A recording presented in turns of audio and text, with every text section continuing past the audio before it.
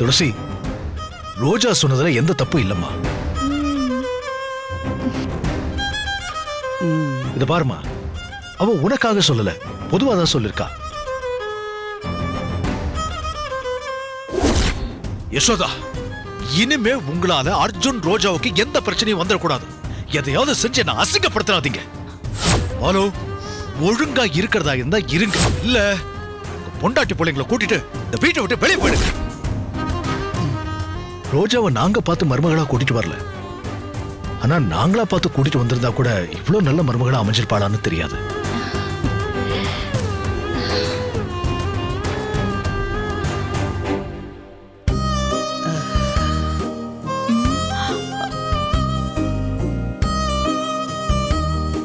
இத பார், சொன்னது யாருங்கிறது முக்கியம் இல்ல, சொன்ன விஷயம் தான் முக்கியம்.